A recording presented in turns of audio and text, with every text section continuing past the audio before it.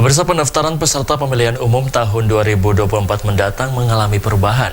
Sesuai dengan Peraturan KPU Republik Indonesia Nomor 4 Tahun 2022, pendaftaran peserta pemilihan umum tahun 2024 dilakukan secara terpusat di KPU Republik Indonesia yang terdaftarkan oleh pengurus pusat setiap partai.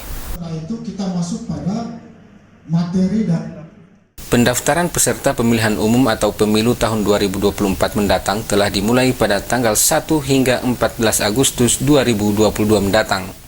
Meski begitu, proses pendaftaran ini mengalami beberapa perubahan sesuai dengan Peraturan Komisi Pemilihan Umum Republik Indonesia atau KPU RI Nomor 4 Tahun 2022 tentang Sistem Kepemiluan.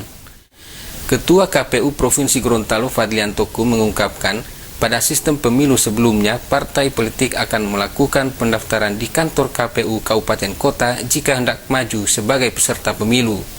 Namun pada kontestasi pemilu tahun 2024 mendatang, pendaftaran partai politik sebagai peserta pemilu dilakukan secara terpusat ke KPU RI yang didaftarkan langsung oleh pengurus pusat setiap partai yang ingin maju menjadi peserta pemilu. Selain itu, Jaharudin juga mengatakan, peraturan ini membuat KPU RI memiliki wewenang penuh dalam mengatur pendaftaran, verifikasi hingga penetapan partai politik peserta pemilu pada tahun 2024 mendatang. KPU 4 terkait dengan pendaftaran, verifikasi dan penetapan partai politik itu memang sudah ditetapkan oleh KPU RI dan undangkan.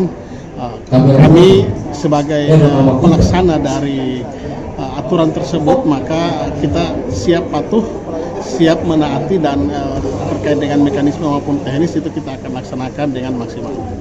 Dalam pemilu 2024 mendatang, partai politik peserta pemilu akan dibagi menjadi 3 kategori, yaitu partai yang lolos parlemen threshold, partai yang tidak lolos parlemen threshold, dan partai calon peserta pemilu tahun 2024.